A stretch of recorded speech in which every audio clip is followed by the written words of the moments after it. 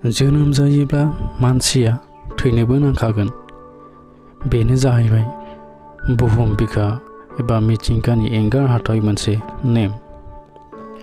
1950 मायथाइनि फेब्रुआरि दाननि 16 अक्ट'आव आथिखालनि धुबुरी जिल्लानि सानला गामियाव रुंसारि अमुल्य कुमार ब्रह्म बिथांनि जोनोमा जादोंमोन।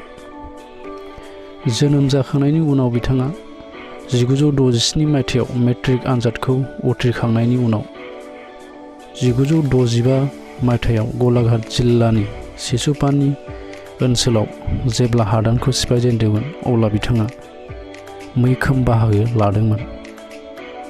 बिथांनि मावलांनाय माखासे खामानिया गलाघाट जिल्लानि बर'फोरनि थाखायल' नङा, दुलाराय बर' माहारिनि थाखायनो मोनसे थुलुंगाखांनाय। मानोना बिथाङा सिसुपानी हादान सिफायनायाव मैखोम बाहागो लानायाव गोबां सोलोंथाइनि खामानि मावदोंमोन, जेराव बिथांनि थानाय समाव गेलाबिल एमइ स्कुलखौबो गायसननाय जादोंमोन आरो सिसुपानी हायेनाव गं 30सो गुदि फरायसालिबो गायसननाय जादोंमोन।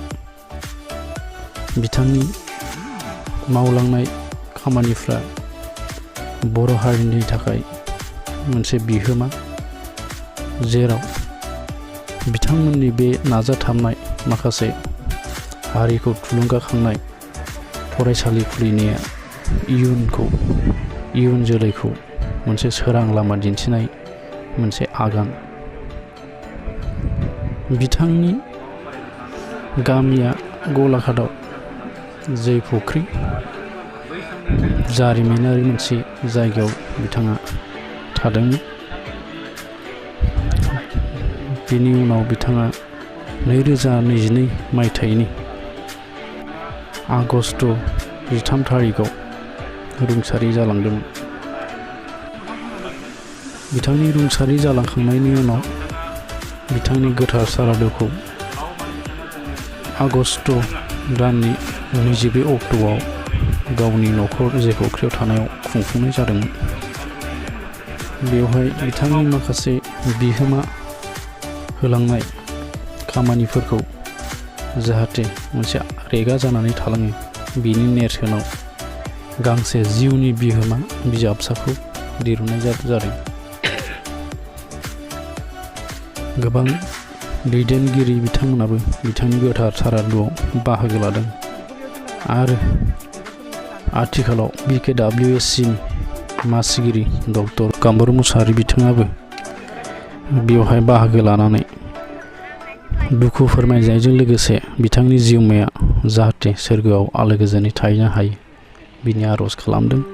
आरो kr.brahma डिप्युटि chief मोनगोनां Romeo P Narzary बिथाङाबो बिथांनि मुङै जिउनि बिहोमा बिजाबसाखौ बेखेवनाय हाबाफारियाव बाहागो लानानै बिथांनि गोथार जिउमानि थाखाय अरायसम इसोरनाव आर'ज खालामदों।